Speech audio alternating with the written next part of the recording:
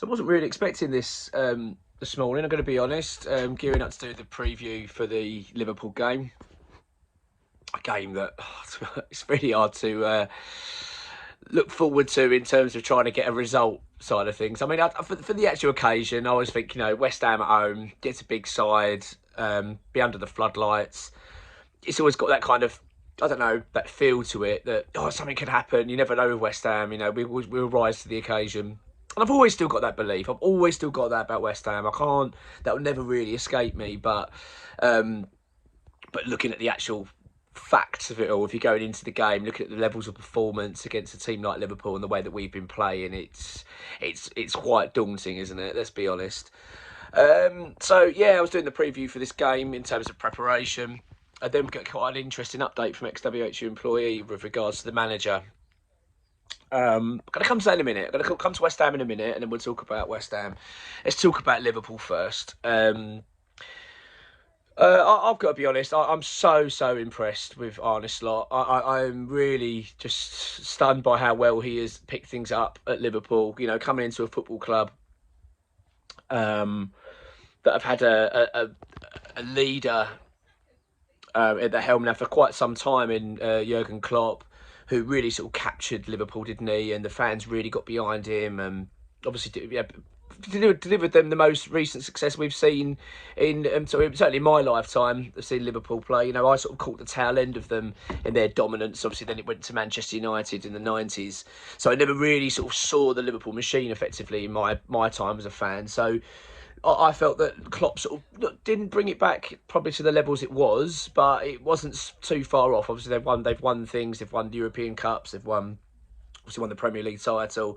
So he goes down as one of the best managers of all time. There's no denying that. I personally didn't really like the bloke, I'm going to be honest. I found him quite difficult. I didn't like the way he treated the people in the media. I thought it was very, very,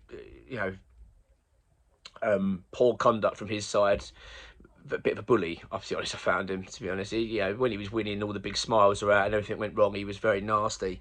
But that being said, I can see why Liverpool fans really took to him.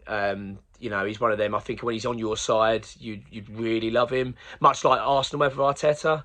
Can't stand the bloke, do you know what I mean? But I can see why Arsenal fans love him. So I always had that feeling with Klopp. So with Klopp leaving Liverpool, obviously, it was a big, job to fill, wasn't it? And someone like Arne Slot coming in, it was a big challenge for him, and I feel like he's just dealt with it so well. I don't know whether it's the fact that they've had a decent start and they've just kept that run going, but it just feels like the way that they're playing, they just seem like a real slick side, and it's a big credit to him, actually. I think he's done really well. I think he handles the media very well. He conducts himself well on the touchline. I'm really impressed with him overall. I think he's been really good. Obviously, West Ham were heavily linked with him for quite some time. But don't worry, though. We don't go for managers like that because he hasn't got Premier League experience. So, we wouldn't want to touch him. You know what I mean? That's ridiculous.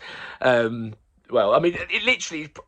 The fact that Arne Slot's doing so well at Liverpool sort of just completely quashes that nonsense from our ownership, doesn't it? In terms of picking managers, they must have Premier League experience if we won't touch them. Well, Arne Slot's had zero, and he seems to be doing okay. So that's already kind of made us look pathetic, really, when it comes to our hiring of managers. But really impressed. I've also got to talk about Mo Salah. I mean, the guy is just a machine. I mean, it's almost like we kind of forget how good he is. Do you know what I mean? Because he's doing it season in, season out, and now for year after year, you kind of forget how impressive these numbers are.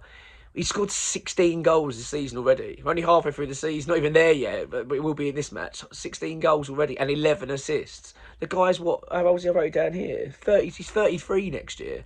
It's just ridiculous, unbelievable player. I mean, a player they really do need to keep hold of. I don't really understand what's going on with this contract with him. I know he's sort of publicly come out, hasn't he, and sort of made it very clear that I think he wants to stay. But I mean, they'd be crazy, wouldn't they, to let him go? I mean, I appreciate that they could make one big sale now, because they're obviously considering his age and how long he can keep this at this level. So I do understand there's a little bit of a predicament there, but the fact is he's already scoring 16 goals this season, shows he has still got more left in the tank. So I mean, I'd be surprised if they don't offer him at least another year extension. But I mean, I certainly wouldn't be getting rid of him. if I was them. He's a remarkable player. And I'll tell you one thing I want to, before going to West Ham and talk about the manager, Liverpool's youth policy as well. I've always been really impressed with it. It puts West Ham, I think, to shame as well. The fact that they're a team that are fighting for a Premier League title, they're fighting for a Champions League this season, and yet they are still finding spaces within their team for their academy lads. It's remarkable. You look at the top, I've written down some here. Like you got Harvey Elliott, Colin Bradley, of course. Tyler Morton's come through this season, James McConnell. I mean, they've got some players that are breaking through in their system.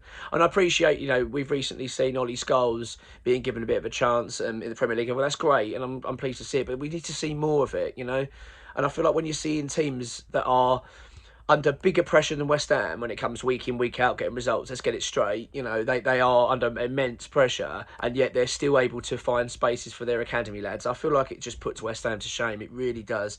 We call ourselves the academy football, but yet we are making it very difficult for our lads to break through. I'm going to come to that when I come to my team selection today. And I'll talk about the team news as well, which is, I think, is quite disappointing. But I just feel like, the fact that we've done so well in our academy in recent seasons, yet we're still not seeing our lads really being given a go. It's very frustrating. And then, as I say, you see the likes of these bigger clubs like Arsenal's and your Liverpool's getting their young lads playing. It's quite difficult to see, I think. And, fair play to Liverpool. But, West Ham really should be taking note of this and saying, well, if they can bloody be doing it, then why the hell are we not? Crazy. Let's go to West Ham. Before I talk about manager, just want to quickly talk about team news. We've got Thomas Souček, Rodriguez are banned for this one. A more demonstration of the terrible discipline we've got within our team this season under Lopetegui. It's been really bad. I mean, how many games now? Pretty much every game we play, we seem to have a ban. We have a player that's out of some form. So we've got 2 out today in Rodriguez. Well, Rodriguez is no big problem for me. But Souček's an issue. We're going to miss him. There's no two ways about it. Games like this, you need someone's going to work hard, because we're going to seriously need it against Liverpool, because this is going to be an incredibly tough game. We've got Fabianski's a serious doubt, as is Carlos Soler and Max Kilman, of course, as well. So it's slim pickings today against a team that's top of the league. It's worrying, really, to say the least. Very, very, very worrying. Right, let's talk about the big news then. So XWH employees put up a big update. It's regarding the manager, in that Graham Potter is very much still waiting in the wings to come and take over. The club are really unimpressed at the moment with Lopetegui. They appreciate the results have been okay, but the performances have been dire. I'm really pleased about this, actually. I've got to be honest. It's given me a real boost this morning, because as you've seen from my previous video, if you've seen it, I'm quite fearful the club was sort of plodding along to nothing and just accepting Lopetegui's going to be here for the season, etc., etc. Then for them to come out now and basically say, no, we're not impressed at all. I feel like there's been enough discussions going on in the background. I feel that they want Potter. That's the thing. I feel that the club have made their mind up. That's the guy they want. I wish they'd just pull the trigger on this guy. If he's not for you, stop waiting for a bad result to do it. Just say, look, this isn't working out. We're not happy. Move on. But I do feel like his days are numbered now, so it could well even be his last game. If West Ham get an absolute hammering, they may decide to pull the trigger. That's what it's starting to feel like now, actually, that for that update from X is that maybe they're just waiting now for that big result to pull the trigger and get rid of him. But so Graham Potter's very much waiting in the wings, and looking to take over on a 6-month deal, with then being rewarded with a longer-term contract should he sort of tick a few boxes till now, the end of the season. So I think it's one we're going to have to be accepting now, that so it's going to happen, I think, soon with the manager. They're not happy with him. They don't like him. I think that's becoming very clear now. So I've got to be honest. I'm quite buoyed by that. I want him out of the football club. I'm not impressed with Lopetegui whatsoever since he's arrived, and I can just see he's not the guy for us. Let's just draw a line and move on. But when that happens, I'm not quite sure. It could well be after today. I think if West Ham get an absolute hammering, there's a chance of that. And let's be honest, a West Ham hammering, from Liverpool is very, very likely. Let's be honest. So this is my team anyway. I'd like to let you know what you think, and give me yours, and give me your score predictions. So I'll go for Areola in goal, of course, replacing that for Fabianski, which is such a blow. Don't rate Areola at all, to be honest, but he's a decent shot stopper at least. But I'm worried about him with crosses and everything else. But and his distribution is usually pretty poor as well, so I'm a little bit concerned. I'm putting Aaron Wan-Bissaka at right back, Emerson at left back, with Mavropanos and Todibo as a centre back pairing. I'm going to put Edson Alvarez playing pretty much as a centre-back in this game. He's going to be so defensive. He's going to be helping them two out, playing very deep.